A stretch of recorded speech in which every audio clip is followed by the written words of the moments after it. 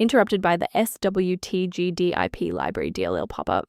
I'm Sophie Chen, a Windows support engineer, and I'll show you the professional recovery for your system packages. Before starting the detailed SWT GDI library fix, check the description for a professional tool to help align your library paths. This is the SWT GDI library, the Standard Widget Toolkit SWT GDI Plus module.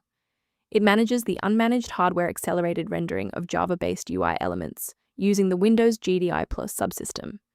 It facilitates the orchestration of complex visual manifestations and provides high-fidelity drawing data links for Eclipse-based software. Enough of the technical side. Let's get these files back onto your system. Reinstalling Eclipse will typically resolve this error. From Microsoft's website, download both x86 and x64 versions of the Visual C++ redistributables and install them. If a standard reinstallation doesn't restore the library, we need to verify if the system environment is properly recognizing the new components. Performing a restart can determine if the error is just a transient environment glitch. A reboot refreshes your system's path variables and can sometimes re-establish a broken link to the SWT GDI library file. Bookmark this video or click the like button now so that you have a shortcut back to this guide after your PC finishes restarting. If the previous steps didn't work, there's one more action we can take to stabilize the environment.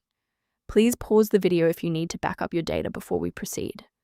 Since the restart failed to clear the diagnostic error, we'll manually refresh the system counter manifests. First, open command prompt as admin. Second, you're going to type lodc_r, then hit enter. Why are we doing this? Well, performance DLLs rely on accurate registry indexing to function. This step wipes the existing counter registration and forces the system to reconstruct a healthy link to the diagnostic manifests. To ensure long-term stability, we should review the safety risks associated with unverified file sources. The version of SWT GDI library DLL found on most download sites is often compiled for different hardware, which can cause your CPU to work harder or crash. To help keep your environment stable and prevent recurring errors, consider an automated maintenance utility for your system. For users impacted by missing library references, the repair tool linked below provides general background information on SWT GDI library. I hope this resolved the conflict preventing SWT GDI library from launching.